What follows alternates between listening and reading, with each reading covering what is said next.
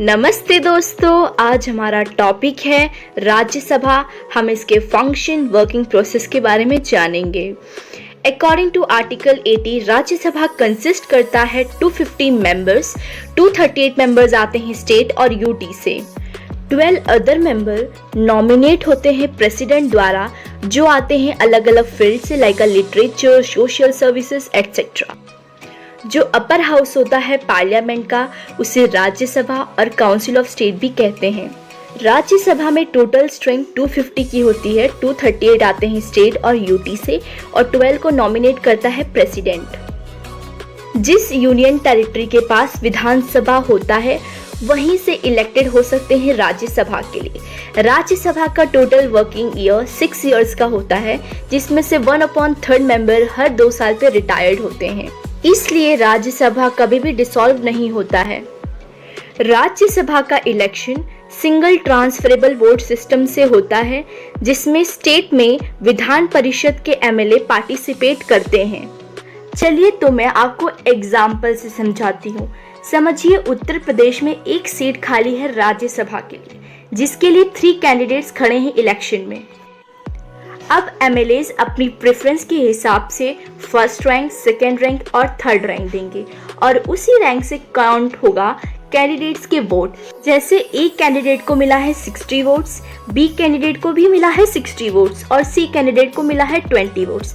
सी candidate के second vote के preference को देख के उनके 20 वोट्स को डिवाइड किया जाएगा और जो सबसे ज़्यादा वोट उसमें पाएगा वो बनेगा राज्यसभा का मेंबर। राज्यसभा की क्वालिफिकेशन ये है, पहला, उसे सिटीजन होना चाहिए इंडिया का। सेकंड, उसे मेंटली फिट होना चाहिए और थर्ड, उसकी एज 30 ईयर से ज़्यादा होनी चाहिए। रिप्रेजेंटेटिव ऑफ पीपल एक्ट 1951 में ये अमेंडमेंट किया गया था कि कोई भी पर्सन किसी भी स्टेट में राज्यसभा के लिए खड़ा हो सकता है। राज्यसभा में चेयरमैन वाइस प्रेसिडेंट होता है। 1/3 मेंबर हर साल रोटेट होते हैं, उसका टर्म 6 इयर्स का होता है और चेयरमैन राज्यसभा का मेंबर नहीं होता है।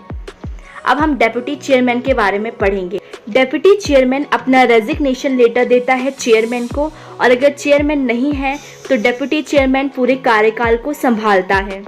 स्टेट्स में राज्यसभा की सीट उनके पॉपुलेशन पे आधारित होती है। जैसे उत्तर प्रदेश की हाईएस्ट सीट है 31 सीट और सिक्किम की 1 सीट है जो राज्यसभा के लिए है।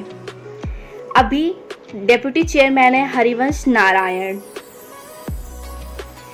इंडियन कॉन्स्टिट्यूशन के 4th शेड्यूल में आर्टिकल 249 ये कहता है कि राज्यसभा में किसी भी रेजोल्यूशन को पास करने के लिए उसमें 2/3 मेजॉरिटी से पास कराना बहुत जरूरी है। राज्यसभा के पास ये अधिकार होता है कि वो नेशनल इंटरेस्ट को देख के किसी भी स्टेट के रूल बना सकता है।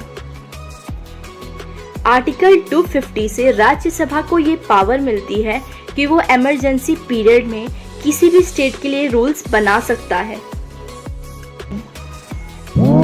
और इसी के साथ मेरा टॉपिक खत्म होता है। आई होप आप सबको समझ आया होगा। अगर समझ आया तो प्लीज लाइक करिए, कमेंट करिए और मेरे चैनल को सब्सक्राइब कीजिए।